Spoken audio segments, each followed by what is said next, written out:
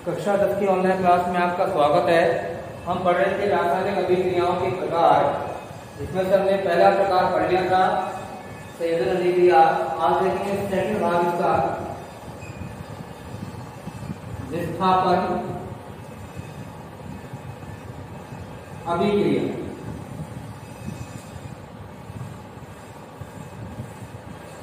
देखिए, विस्थापन शब्द का अर्थ होता है किसी चीज को हटाना। विस्थापन शब्द का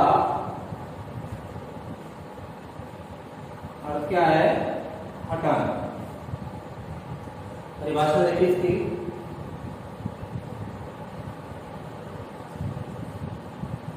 वह रासायनिक अभिक्रिया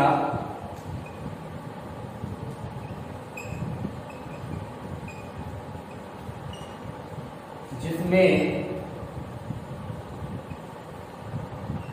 अधिक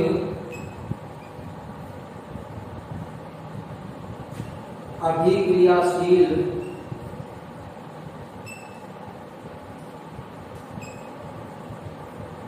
धातु कम अभिक्रियाशील धातु को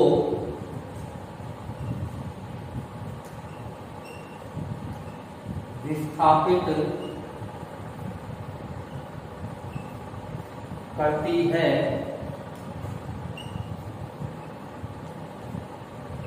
विस्थापन अभिक्रिया कहलाती है। तो वही यह क्या होता है कि वह रासायनिक अभिक्रिया जिसमें कि कोई अधिक अभिक्रियाशील धातु है वो कम अभिक्रियाशील धातु को क्या करती है? विस्थापित करती है। वो क्या कहलाती है? विस्थापन अभिक्रिया। सामान्य आपको बताया गया परिभाषा में। देखिए, इसको हम एक फॉर्मेट के साथ समझ सकते हैं, जैसे कि हमारे पास कोई पदार्थ है, इसका नाम क्या है? एबी। इस एबी की अभिक्रिया हम कराते हैं जिससे एक सी धातु से। तो सी क्या करती है? यहां से ए को रिप्लेस कर देगी, हटा देगी और एक नया उत्पाद तैयार होगा। इसका नाम हो जाएगा क्या? सीबी। और हट कौन गया? ए विस्थापित। तो सी ने क्या किया है? सी एक अधिक अभिक्रियाशील धातु है जिसने किसी परमाणु या अणु सूत्र में से क्या कर दिया? ए धातु को जो कम क्रियाशील थी उसको वहां से विस्थापित कर दिया और एक नया उत्पाद बन गया सीबी। और विस्थापित होने वाली धातुओं को यहाँ पर दिखाई दे रही है। जैसे उदाहरण के लिए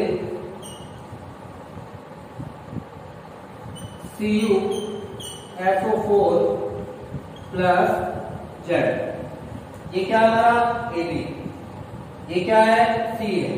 जिंक क्या है? जिंक एक अधिक अभिक्रियाशील धातु है किसकी तुलना में? कॉपर की तुलना में। तो जिंक क्या करेगा? कॉपर को अपने स्थान से विस्थापित कर देगा और तैयार उत्पाद क्या होगा हमारा? ZnSO4 plus C। जितने में देखो यहाँ बहुत आसान है। ऐसा लग रहा है कि जिंक आया, कॉपर हटा और जिंक कॉपर हटकर जिंक किसके साथ जुड़ गया? SO4 के साथ। तो क्या उत्पाद तैयार हो गया? ZnSO4। लेकिन ये अभिक्रिया दिखने में वैसे नहीं है आसान जितनी होनी चाहिए। जैसे उदाहरण देखो दूसरा,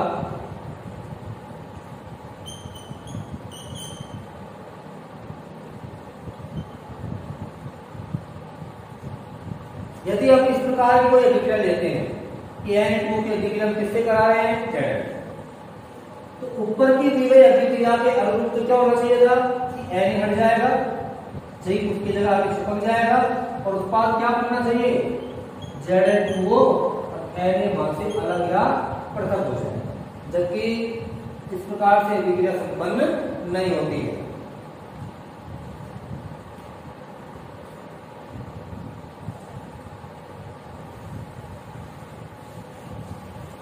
पहले सुधार लीजिए, देखते बताएंगे भी किस प्रकार से आपकी जो अभिक्रिया है संपन्न हुई है।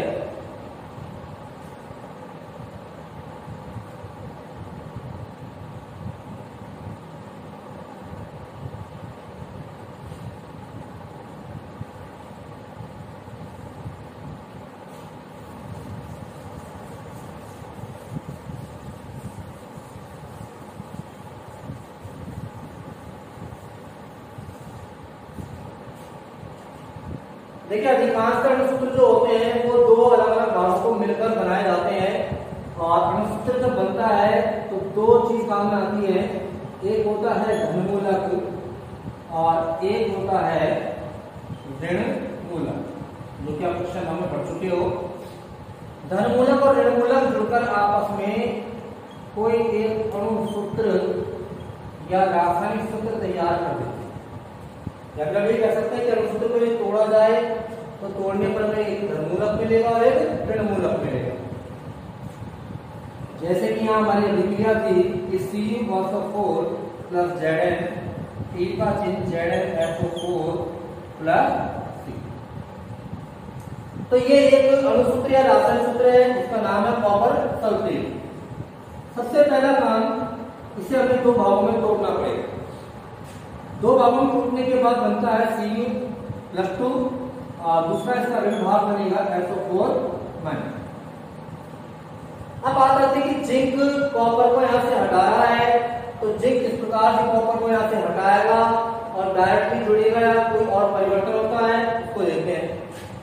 अगर हम मूलक की बात करें तो 9th क्लास में हमने मूलक पढ़े थे और मूल को हमने देखा था कि जिंक हमेशा Zn+2 के रूप में पाया जाता है कि जिंक के ऊपर हमेशा क्या रहता है, प्लस का 2। किस फॉर्म में, जब वो मूलक के रूप में रहता है। तो देखिए हटाने वाला कौन है, जिंक, हटने वाला कौन है, सी। जिंक के ऊपर भी क्या है, प्लस का 2, Cu के ऊपर भी क्या है, प्लस का 2। यदि हटाने वाला और हटने वाला दोनों की संयोजकताएं आपस में समान है तो यहाँ पर इस प्रकार से सामान्य बदलाव हो जाएगा और हमें कोई परेशानी नहीं है। अगर ये भिन्न भिन्न प्रकार के संयोजकता वाले होते हैं तो हमें समस्या आ सकती है। अब यहाँ कोई दिक्कत नहीं है। देखो जिंक आया, Cu+2 की जगह पर गया, देखिए आ गया देखो Zn+2 इसके स्थान पर, Cu+2 के स्थान पर SO4-2, ये किसके पीछे जुड़ेगा, जिंक के पीछे जुड़ेगा। हटा कौन, Cu+2। अब देखो Zn से Zn+2 कब बना, जब इसने 2 इलेक्ट्रॉन बाहर निकाल दिए। 2 इलेक्ट्रॉन बाहर निकालने से इसके पास 2 इलेक्ट्रॉन की कमी हो गई, उस 2 इलेक्ट्रॉन की कमी को हमने +2 से दर्शा दिया। अब मान लेते हैं कि इसने जो 2 इलेक्ट्रॉन निकाले थे वो निकाले थे 2 इलेक्ट्रॉन किसने ग्रहण कर लिए, Cu ने, तो किसके ऊपर क्या है, +2 है। +2 का मतलब है कि Cu के पास में 2 इलेक्ट्रॉन की कमी है। इसने जो इलेक्ट्रॉन त्याग किया वो किसने ग्रहण कर लिया, मान लो Cu ने, तो Cu+2 तो किसमें बदल गया, Cu में, तो किसकी इलेक्ट्रॉन की पूर्ति हो गई। अब बचे ये दोनों, यहाँ प्लस का 2 और यहाँ माइनस का 2 आपस में कट गए। Zn किसके साथ जुड़ गया, SO4 के साथ, क्या बन गया, ZnSO4 और साथ में क्या होता तो यह जुड़ा हुआ। तो इस प्रकार से अभिक्रिया संपन्न होती है।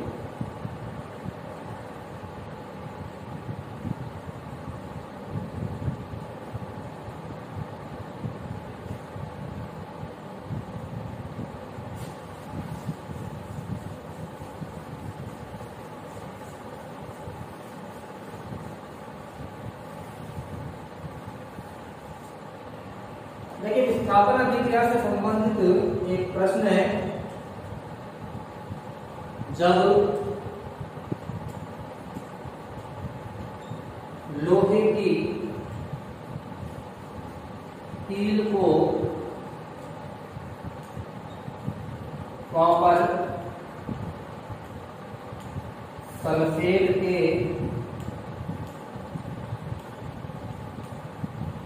विलयन में डुबोया जाता है तो विलयन का रंग फीका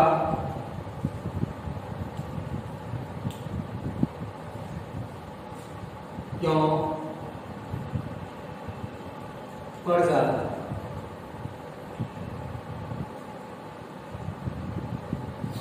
तो हमारे सामने एक प्रश्न है कि जब हम लोहे की कील को कॉपर सल्फेट के विलयन में डुबोते हैं तो जो कॉपर सल्फेट का जो नीला रंग का विलयन होता है उसका रंग हल्का नीला या फीका क्यों पड़ जाता है। तो देखिए यहाँ में किस बात को ध्यान देना है, कील किसकी है, लोहे की। अब यहाँ आपको धातु के रूप में कोई सी भी धातु दे सकता है, लोहा है, कॉपर है, चांदी है, पदार्थ रूप में कुछ भी दे सकता है, तार है, कील है, सिक्का है। हमें पदार्थ की प्रकृति से कोई मतलब नहीं है, हमें धातु पे फोकस करना है। इससे फोकस करना है धातु पे। धातु क्या है हमारे पास, लोहा। लोहे को क्या कहते हैं, आयरन। प्रतीक क्या होता है, दूसरा देखो कि इसको किसमें डाला जा रहा है, कॉपर सल्फेट के विलयन।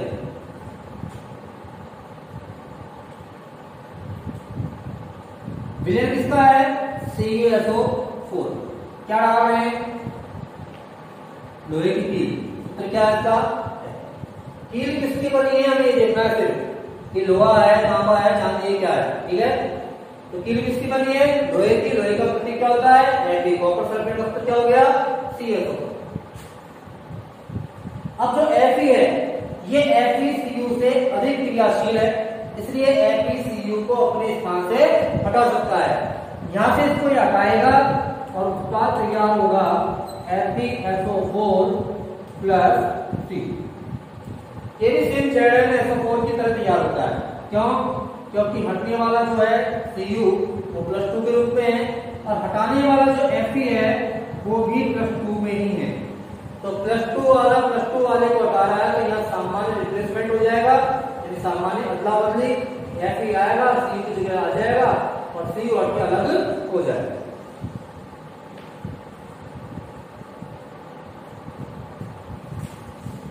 अब बात आती है कि भाई यहाँ पर जो प्रश्न हमारा था उसका उत्तर क्या है।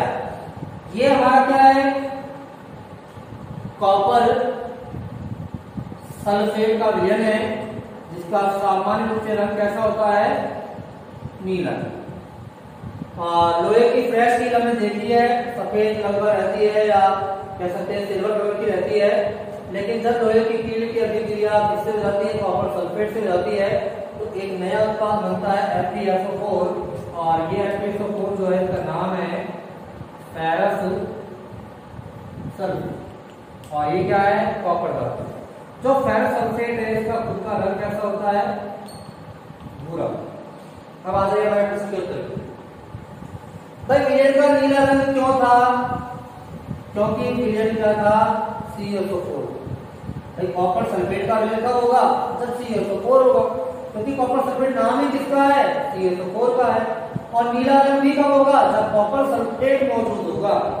अब देखिए उत्पाद में क्या हमारे पास यहाँ पर कहीं पे कॉपर सल्फेट है क्या, नहीं। जब कॉपर सल्फेट ही नहीं है तो नीला रंग भी नहीं हो।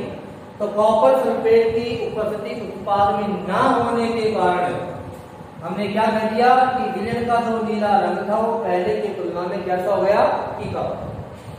अब बात आती है फर्क कि लोहे की कील ने जब क्रिया करनी CuSO4 से तो उत्पाद बना दिया FeSO4, यानी ये लोहे की कील के ऊपर एक परत चढ़ गई और ऊपर कैसे रंग किया है, भूरे रंग। तब कह सकते हैं कि जब लोहे की कील की अभिक्रिया कॉपर सल्फेट से होती है या लोहे की कील को कॉपर सल्फेट के विलयन में डाला जाता है तो विलयन का रंग तो हल्का हो जाता है और लोहे की कील का रंग कैसा हो जाता है, भूरा हो जाता है। तो देखिए हम जब लोहे की कील को कॉपर सल्फेट के विलयन में डुबोया जाता है तो लोहा कॉपर धातु से अधिक क्रियाशील होने के कारण कॉपर धातु को विस्थापित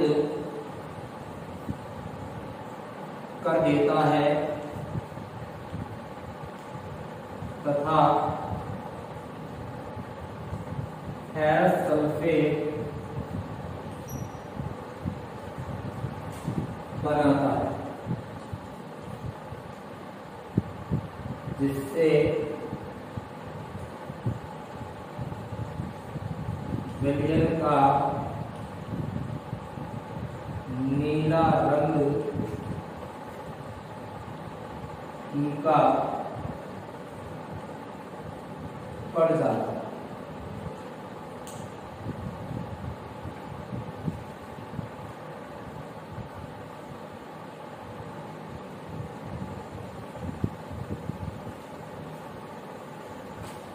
तथा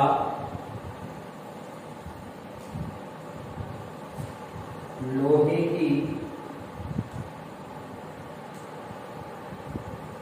कील का रंग भूरा हो जाएगा।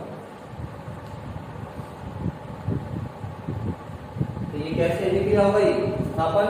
क्योंकि Fe ने किसको हटा दिया, Cu को, और खुद उसके स्थान पर आकर बैठ गया है। क्या है इस अभिक्रिया को क्या कहेंगे?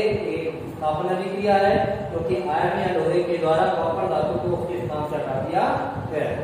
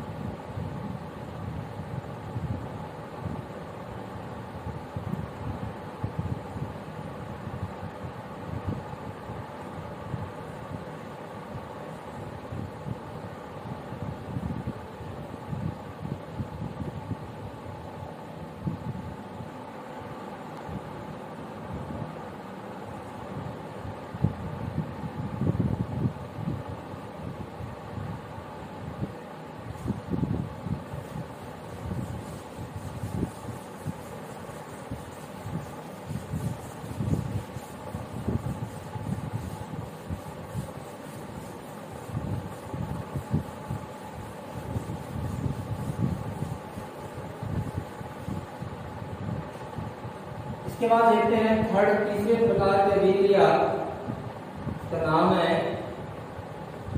द्विविस्थापन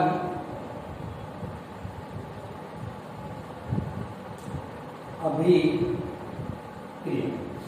देखिए नाम से कुछ हद तक पता चल जाता है, द्वि यानी दो बार विस्थापन का मतलब हटना। यहाँ दो अलग अलग समूह होंगे जिनमें एक परमाणु दूसरे को विस्थापित करेगा, दूसरा परमाणु पहले वाले को विस्थापित कर देगा। वह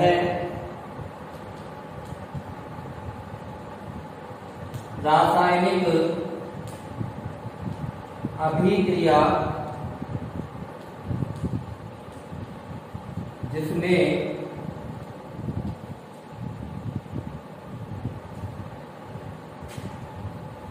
परमाणु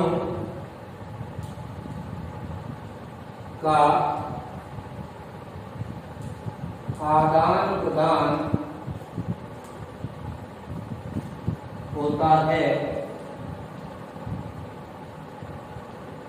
द्विविस्थापन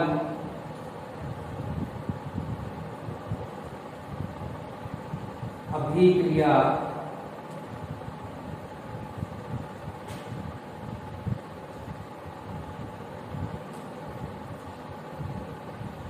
कहला।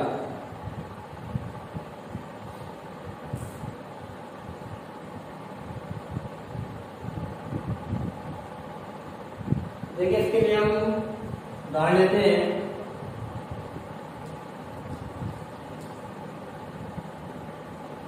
जैसे मान लेते हैं कि Na2O की अभिक्रिया AlCl3 के साथ होगी, उत्पाद बनेगा यहाँ पर Al2O3 प्लस NaC। संतुलित कर लीजिए इसे। हम देख सकते हैं कि ये एक पदार्थ था, एक अणुसूत्र था, ये दूसरा अणुसूत्र है। एयर ने Na को अपने स्थान से हटा दिया और Na ने Al को अपने स्थान से हटा दिया। तो यहाँ विस्थापन की क्रिया 2 बार हो रही है, इसलिए सभी क्रिया को क्या कहेंगे? विस्थापन। इसका फॉर्मेट देखिए, AB प्लस CD। C कहाँ गया? A के स्थान पर। A कहाँ गया? C के स्थान। तो C यहाँ आएगा तो क्या बनेगा? CB। अब A C के स्थान में जाएगा तो क्या बनेगा? A।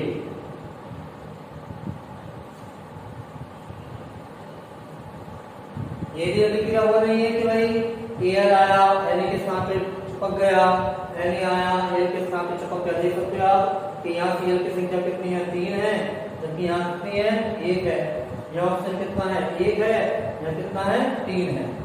सूत्र में या किसी अभिक्रिया के अंदर जो रासायनिक सूत्र बनता है, उत्पाद बनता है, वो निर्भर करता है कि जो धनमूलक है वो किस प्रकार के ऋणमूलक के साथ में जुड़ रहा है। जैसे इसको ओपन कर दिखा देता हूं मैं आपको कि Na को यदि इसको हम तोड़ते हैं तो Na प्लस और O-2 तैयार होता है, ठीक है, दोनों मूलक से बना है। यदि हम इसको तोड़ते हैं तो Al प्लस 3 और Cl-2 जाता है। अब हमारे लिए A कौन है? Na प्लस, B कौन है? O-2, C कौन है? Al प्लस 3, D कौन है? Cl। तो C कहाँ जा रहा है? A की जगह पर, यहाँ पे। A कहाँ जा रहा है? इसकी जगह पर, यहाँ पे।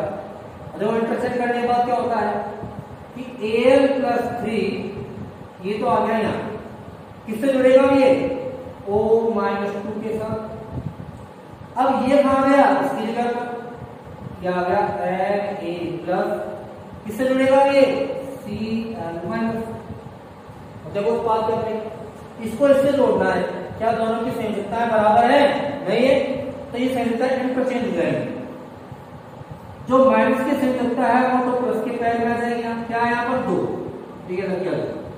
फिर कौन आ गया? यहाँ क्या है? 3 आ जाएगा O के पैर में। क्या बन गया? फिर Al2 3। यहाँ देखो, ये प्लस का 1, ये माइनस का 1, दोनों संयुक्ता बराबर है, बराबर में पड़ जाएंगे आपस में। क्या बन गया? है नहीं?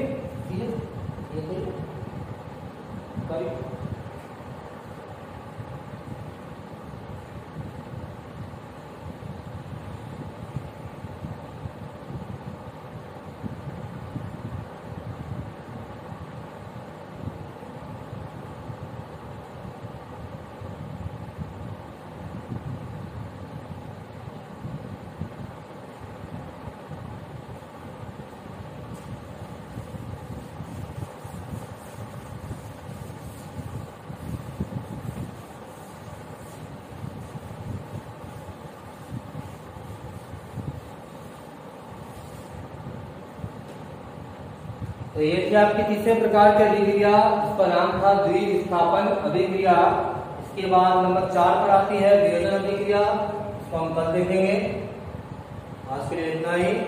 और जो भी आपको यहाँ पढ़ाया जाता है, जो सामने बोर्ड पे लिखा जाता है, उसको एक नोटबुक तैयार करके नोटबुक में उतारते रहिए।